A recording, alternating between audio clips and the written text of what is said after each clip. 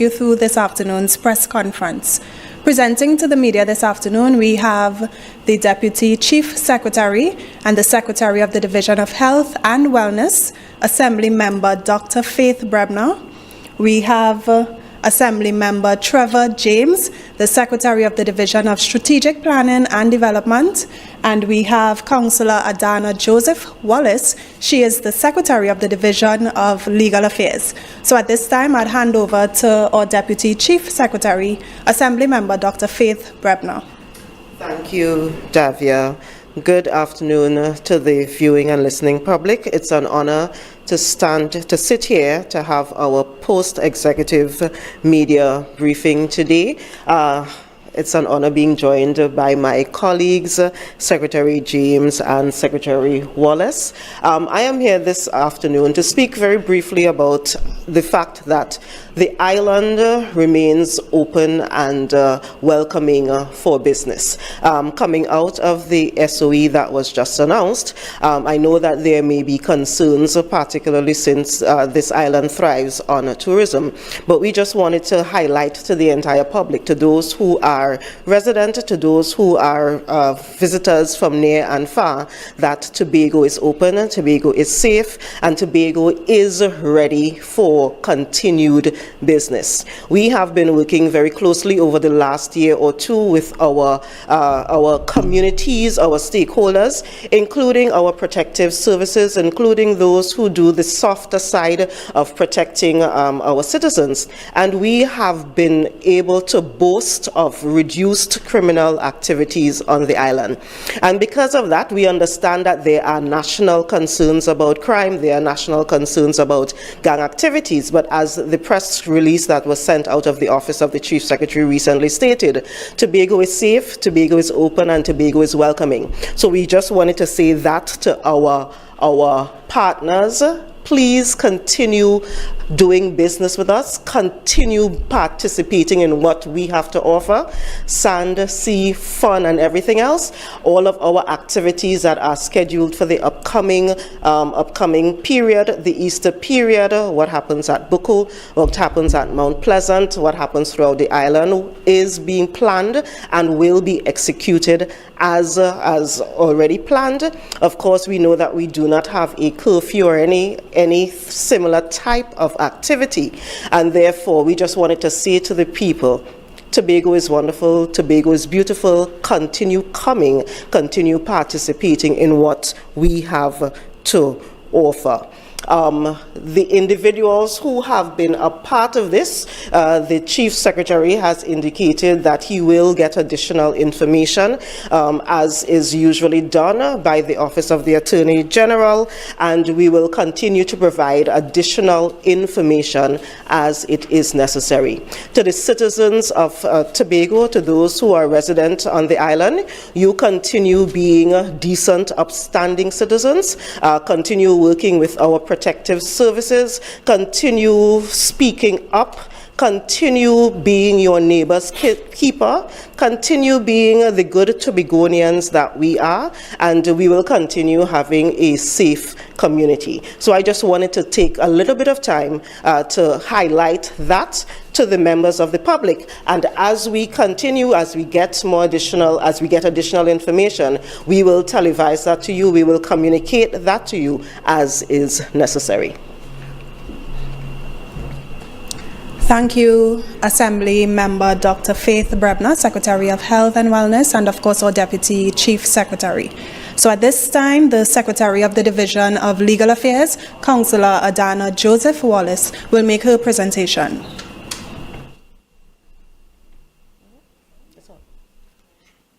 Thank you, Davia. Good afternoon, Tobago. Good afternoon to the members of the media. Good afternoon to the listening public. Thank you for being here with us this afternoon. Now, the Chief Secretary, in his wisdom, required the creation of a Division of Legal Affairs to address historic delays, inconsistencies, and capacity constraints in the Tobago House of Assembly in fulfilling its statutory obligations, its policy priorities, and its risk appetite pursuant to the Tobago House of Assembly Act, as well as other legal regulatory frameworks. We here at the Division of Legal Affairs, we are entirely new. We are an entirely new division, and we are currently engaged in the technical and administrative build-out of the division.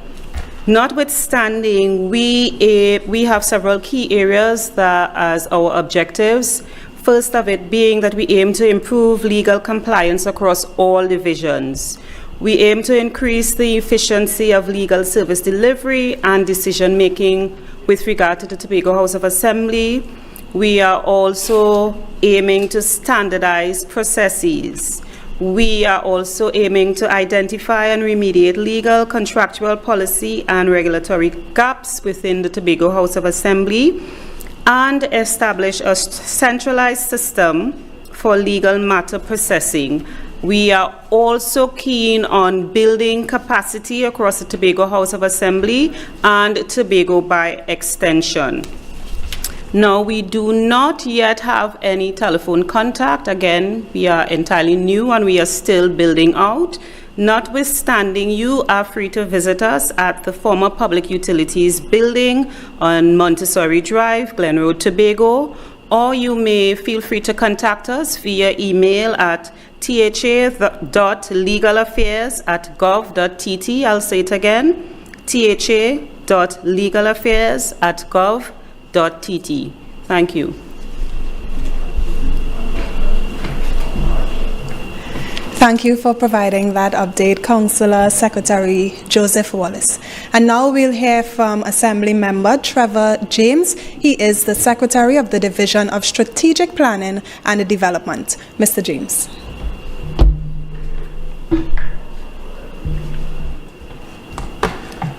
Good afternoon to the media, good afternoon to Tobago, good afternoon to my colleagues who prefer to sit. I feel better when I stand. So the Chief Secretary has developed this new ethos for how we deliver services to the people. For years, we have not had a division of planning and development as a separate entity. But what we have learned over the last 4 years is that there are acute problems in the THA's ability to deliver, and the Chief Secretary felt that the time was now right for us to set the foundation that would ensure that we are meeting our strategic goals of 2045. So the Division of Strategic Planning, summarized, essentially will collect data, will analyze that data, will develop strategic plans, policies and development structures for capital development, infrastructure oversight, monitoring and evaluation across the THA and across all the divisions of the THA. The question, of course, that arises is, why at this time? Why is it necessary? We have the mandate to create the environment that facilitates social, economic, capital, and development infrastructure that would help build out the economy of Tobago. As the Tobago public will know, the major employer in Tobago is the THA, and we have always been struggling to find ways to build out a private sector, and this division will set the foundation to allow for ease of business in developing a private sector in Tobago. We therefore need to come up with ways of moving forward. We have analyzed in the last 4 years the problems that Tobago face. Chief among the problems is the length of time it takes for approval, the legal framework that's necessary to allow for speedy approval of development plans and projects and all of that. And we felt that now we need to ensure that we are doing what we can to build that out.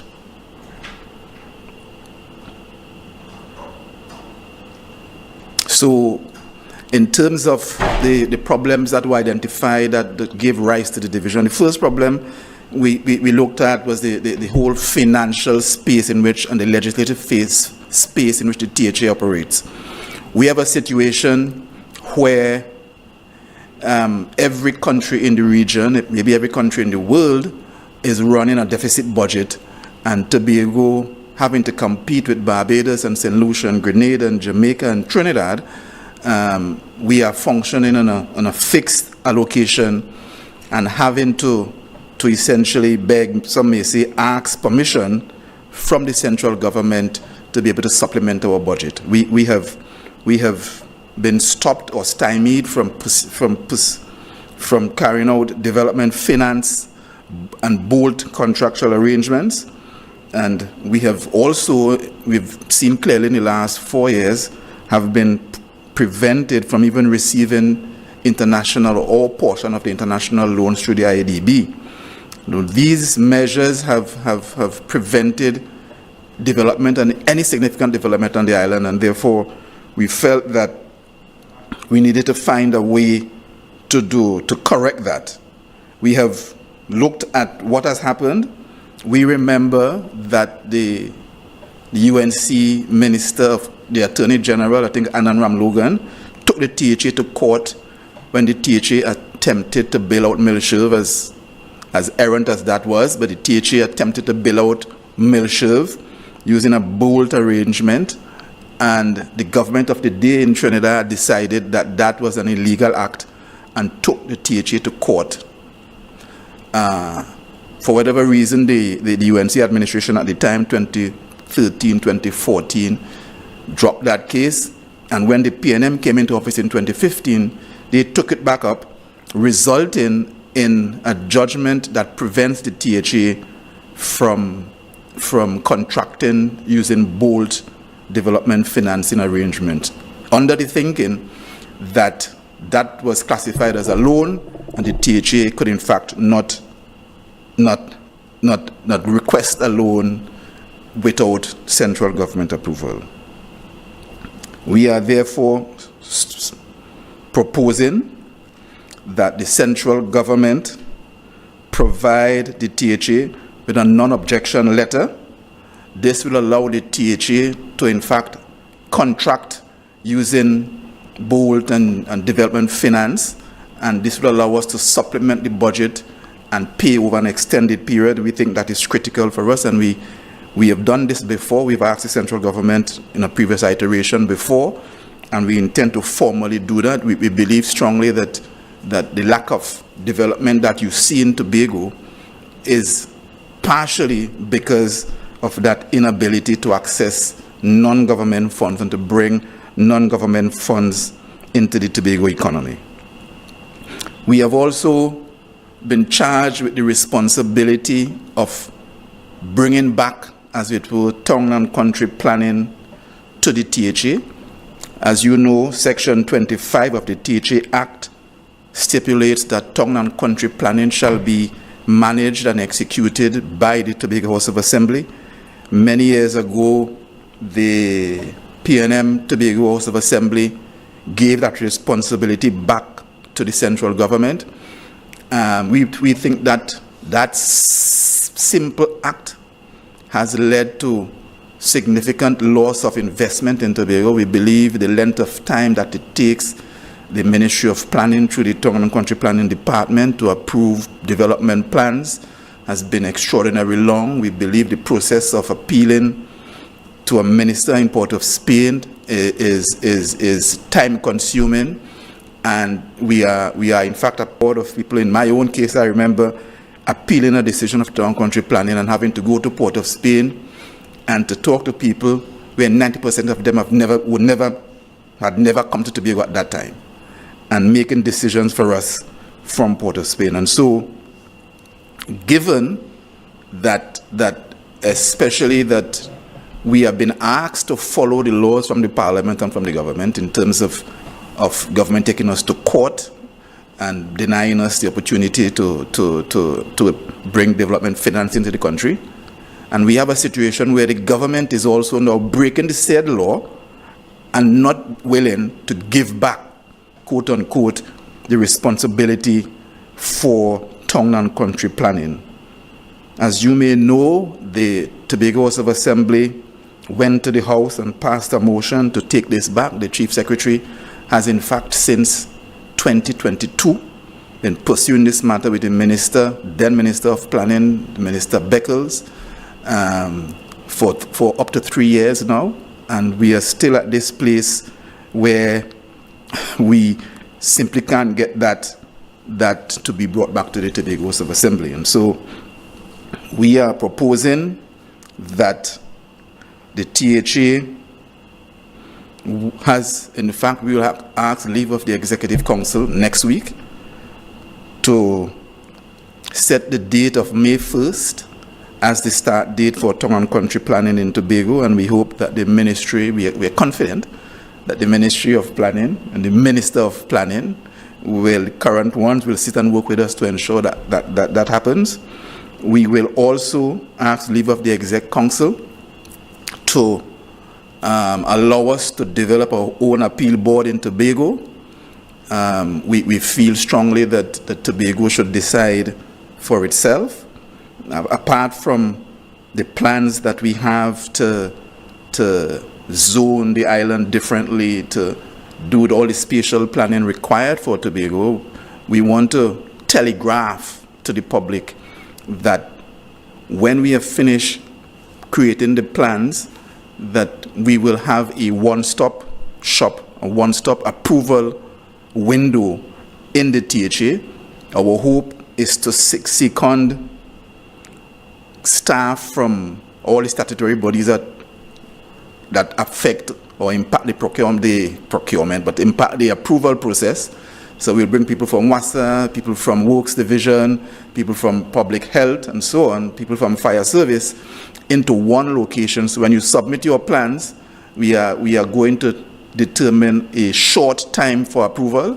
For now, we are thinking that we can be able to do that in 2 weeks, but we will discuss with the staff at the Town and Country Planning, and we will come up with a realistic short period of time. The goal, of course, is to ensure that investments are made in Tobago and not blocked and stymied by a long and lengthy approval process. Too many of us have been waiting for too long to get heritage lands owned by your parents subdivided and have to wait for years to get Town and Country to approve it.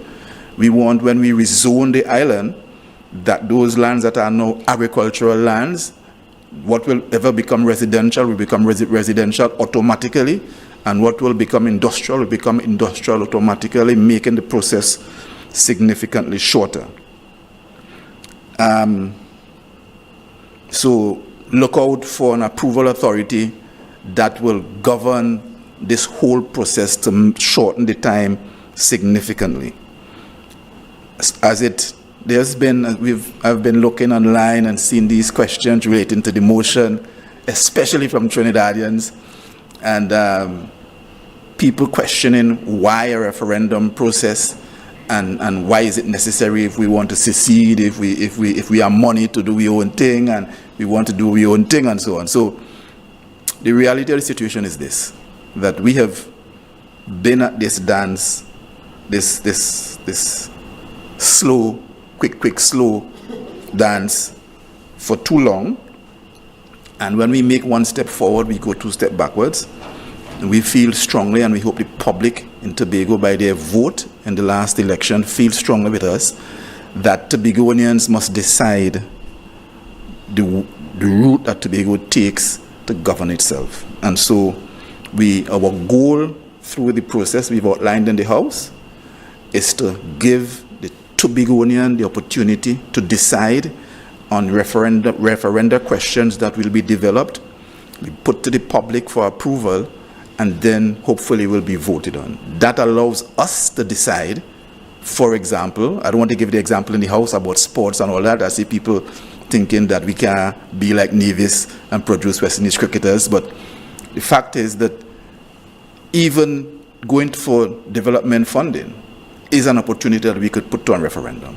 And so this allows us to set the foundation. I want people to buy into the idea that you, the Tobagonian, must feel that you must decide where you want to set the foundation for this island for my children and my grandchildren and your grand and great grandchildren if we are to move this thing forward. So the referendum process, the two examples above, the planning, lack of approval, the lack of planning from Tobagonians for Tobago spatial planning. You could imagine we're in 2026, we'd have a spatial plan in Tobago. It's all, we've been left abandoned almost, waiting for someone else to come and do this job for us. And this THA is saying that we are going to take that opportunity and be man enough to say we have to do this thing ourselves, and we are going to do it. So I want to thank the listening public. We plan to be short today, and hope that you support the ideas that Tobago must decide for itself, whether it's through planning, whether it's through town and country planning, and whether it's through the legislative agenda that we will put out. Thank you very much. Thank you, Secretary James. And now we'll accept questions from members of the media. So before we accept questions, actually, Dr. Brebner, Assembly Member Dr. Brebner, will deliver some closing remarks. Certainly, thank you. Thank you, Davia. So I won't say closing remarks. I thought it important, since I am already sitting here and since the Chief Secretary has indicated to the public that a description or a discussion of the new configuration of the Tobago House of Assembly is one that we will also have at these post-executive council briefings. I thought, I'm already sitting here, I may as well speak about what is happening at the Division of Health and Wellness. As the population is aware, we now have many more divisions than we had before. What used to be the Division of Health, Wellness and Social Protection has now broken up, where the Division of Health and Wellness is an entity and Community Development and Social Protection is another division within the Tobago House of Assembly. I have retained responsibility for the health-related arm of the Tobago House of Assembly, and that new division will include some of the things that we currently do, but I wanted to chat a little bit about some of the areas that are going to be relatively new to the Tobago space. My colleague, Secretary James, both of my colleagues gave me an impetus to push for, outlining the things that are new in this dispensation of the THA. So as you are fully aware, the Office of the County Medical Officer of Health will continue functioning, and that office has these statutory requirements that are national and international requirements as it relates to community health, public health, port, transportation and so forth as it relates to the safety surrounding those. Our Public Health Services Department will continue to function and will provide, in essence, support to the Office of the County Medical Officer of Health, and the public health entity will continue doing what it does, including food safety, water safety, environmental safety as it relates to garbage collection and that type of thing. They, as you indicated, Secretary James, and we will be very, very happy to be a part of that process where we sit together and ensure that these plans are approved more speedily, because the public health component is important in that regard. We will also continue having, but we'll have a beefed up monitoring and evaluation and strategic performance unit that will really pay very close attention to what we say we are doing and what we said we would do, whether we are doing what we said we would do, and whether there is a benefit to what we've said we will do. And that, Secretary James, the information from that monitoring and evaluation and strategic performance unit will also feed very heavily into what happens at planning and so forth as we go along. Of course, we will continue to have the corporate and administrative areas, the accounts and the HR and so forth. But the new areas, which are the ones I want to chat about quickly, we will have a wellness prevention and health promotion department. Now that I am particularly excited about, because if you remember, the Division of Health and Wellness is responsible for the policy arrangements or the policy that relates to health on the island. We then, in essence, contract the Tobago Regional Health Authority, the TRHA, to provide the medical services. So the TRHA will provide the medical services. What we have not been able to do on the island is really focus on the preventative and the wellness component of it. And this Wellness Prevention and Health Promotion department will really spend a lot of time looking at where we are, identifying what are the things that cause us to not be healthy. You know, last year, I spoke quite a bit of time, I spent quite a bit of time when we were talking about the fact that the hospital had to go in emergency mode and so forth, talking about the fact that one of the reasons that was the case was because we really have quite a number of people who are presenting to the hospital sicker, and they are presenting to the hospital sicker for things that are non-communicable diseases, for things that are quote-unquote lifestyle diseases, the diabetes and the heart disease and so forth. And these are the areas where if we spend a little bit more time and effort, we can actually do quite a bit of prevention. So that unit will be tasked with really doing some deep dives into why what we've done thus far has not necessarily worked as well as we thought it should have worked, and to implement projects and programs throughout the island that really focus on helping us to get well and helping us to get better and helping us to be healthier. And therefore, ideally within a couple of years, if that unit works, we will probably have less people going to the hospital, less people going to the health centers, because they are generally well.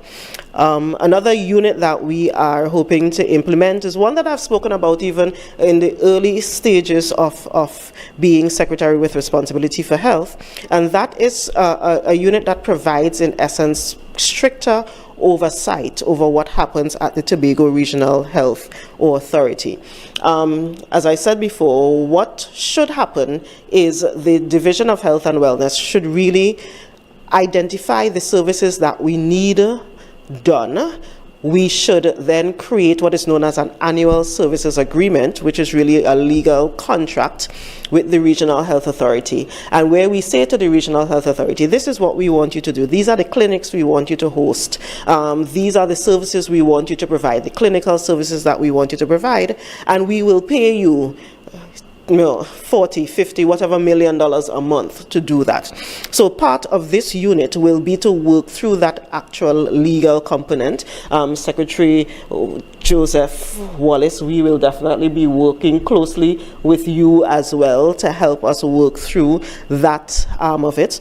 But the other part of oversight really includes ensuring that we have an external eye, ensuring that we have our patient safety procedures happening as they need to be, having independent, quote-unquote, people go into the hospitals, for example, or health centers when there may be adverse events happening, and ensuring that we can do that kind of deep dive to ensure that what happens at our health facilities is the best for all of us. The third new entity that we will include at the Division of Health and Wellness is what is known as a Tobago Public Health Observatory. And that, in essence, would be a hub where all health affecting data will come together for analysis so that we really figure out what is happening on the island. That includes data from the Tobago Regional Health Authority. It includes data from our social protective components, and it may even include data from, for example, the TTPS when we are looking at road fatalities and whether there are incidents of drunk driving and that kind of stuff, so that when we create policies as it relates to the health services of the island, it will also include data from public health. So we know, for example, if there are clusters of mosquitoes anywhere and that kind of stuff, so that when we create policies, it really is based on us looking at comprehensively, looking at the data, looking at all of the things that can influence our health outcomes, and creating policies and therefore projects and programs based on that data. So I am truly excited about finally implementing that health Public Health Observatory. We will continue, of course, executing some of our grants, the grants that are related to medical support, outhouse eradication and water tanks and those things.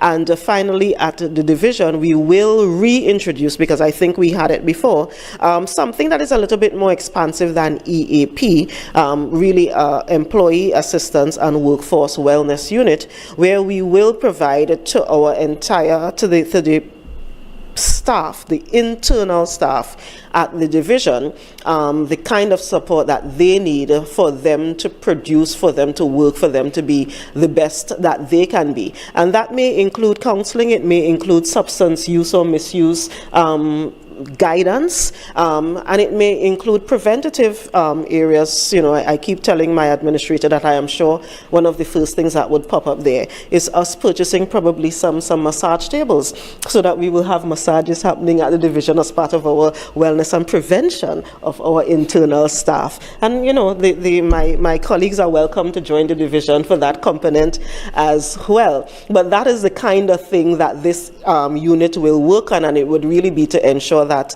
the staff that provide services to the public, they are well taken care of. So, Davia, I just wanted to take a little bit of time to indicate that while there are brand new divisions and departments and units happening that are being built out, even those that are not new are being reworked to ensure that we provide the best kind of service to the people of Tobago. Thank you, Assembly Member Dr. Brebner, Secretary of Health and Wellness, as well as Deputy Chief Secretary. So now we will accept questions from members of the media. Please note, we'll only accept 2 questions per media house in the first instance. 2 questions per media house in the first instance. Elizabeth Williams, TV6 News. Good afternoon, Elizabeth. Good afternoon, Davia, and of course, your panel. There. This question is for the Deputy Chief Secretary and the Health Secretary, Dr. Faith Brebner. There is a situation with respect to health where a number of nurses who were promised permanent contracts. We have received information that they are now getting 3-year contracts instead. Could we get a comment from you on that matter? Because some of them are very disappointed when they are called to HR. They are being told of 3-year contracts instead of permanency. And of course, in terms of congratulations on the Tobago Public Health Observatory. With respect to that, could you give us like a percentage in terms of people in Tobago and the various diseases that the island is combating at this time? I didn't get the last part of the question. Could you repeat the last part of the question? Sure, Dr. Faith. With respect to the Tobago Public Health Observatory, and I know you spoke with respect to health conditions on island, I just wanted to know from you if you have like a percentage in terms of the various diseases in Tobago, in terms of what we are combating. Certainly. So I will go with your last question first. The reality is that we really do not have that data. We don't have that data because we are not strategically collecting the data in a way that is analyzed and can allow me to report to you in any meaningful way, which really is the reason why we are going to have the Tobago Public Health Observatory. What you recognize is we have medical data in medical records, but that data is not necessarily translated into a database that would then allow us to see at the drop of a hat how many diabetics we have, how many people with heart disease, how many cancer patients, and so forth. And it is that kind of analysis, that kind of data collection in a way that is easy, that is really the function of the Tobago Public Health Observatory. So ideally, in a couple months, in a year from now, we would be able to provide that kind of information at the drop of a hat. As a matter of fact, part of the responsibility of the observatory would be to provide that kind of at least yearly status of the status of the health of the population reports. As relates to the nurses, in December we started the process of providing permanent employment to staff at the Tobago Regional Health Authority. When I became secretary with responsibility for then health, wellness and social protection in December 2021, one of the first meetings I had was with the the Nursing Association, and they highlighted the fact that there was a time in the Tobago space where nurses and other health professionals were permanent, and for some reason that was changed to them being contract staff. At that point and subsequently, we have been working with the Tobago Regional Health Authority to reverse that decision. That is a continual process. There are nurses who have been given letters indicating that the process has started, and even some of those nurses who you've spoken to, Liz, have contacted me, and I've said to them, this is a continual process. So until you've actually gotten to the part where you are permanent, we need to keep covering you. So again, it started with some of the nurses. It's being rolled out continually, so it's just a matter of time. I am sure even those nurses who were told that they were on the list had hundreds of people.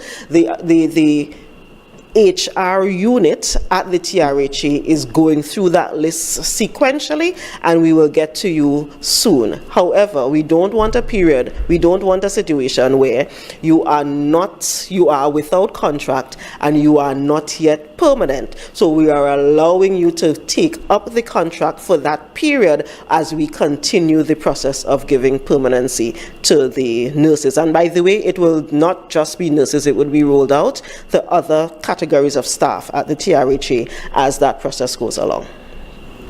Stefan Nicholas, Guardian Media Limited. Good afternoon, Stefan. Hi, good afternoon. Good afternoon. I have a couple of questions for Deputy Chief Secretary Faith Brebner. We just came out of the cargo boat disruption, and now we have an SOE announced on Monday. You opened today saying Tobago is open for business, but are you concerned the SOE could hamper arrivals on the island, particularly through this winter season? And also, earlier today, the TTFA announced the tenure of head coach Dwight York ending. Not only is he a Tobago icon, but a national icon known worldwide. There are also reports that he's owed 5 months' salary. How do you feel about the tenure of a national icon coming to an end at Tobago now? So let me... So the reason I started the press conference by indicating that Tobago was open for business was to say to the general public, as in Trinidad and Tobago nationals or regional public, that we really truly are open for business, and therefore, unless there are specific disruptions to our transportation mechanisms, then we are open for business. So unless for some reason there is a further disruption of the sea bridge, or whether if our airspaces are closed, those things have not happened. We knock on wood that those things will not happen, and therefore we continue to function, we continue to behave, and we continue to act as if we are going about our business normally. So I am not concerned about that.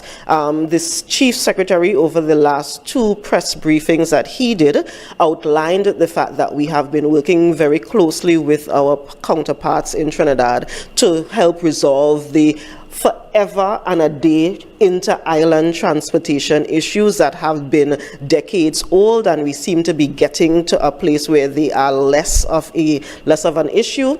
We will continue working with the counterparts in the government of Trinidad and Tobago to ensure that those challenges are resolved for once and for all. So I'm not too concerned about that. I had not heard about the issue with Dwight York. Of course, he is someone who is a beloved Tobagonian.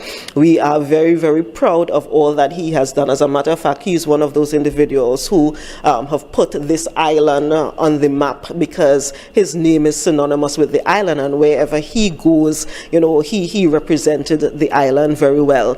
I have no information about him not being paid. I will not comment about that because I really truly don't have any information about that. I will not comment about that. Maybe I was about to say I will probably ask Secretary James to comment, but I will not ask Secretary James to comment on that either.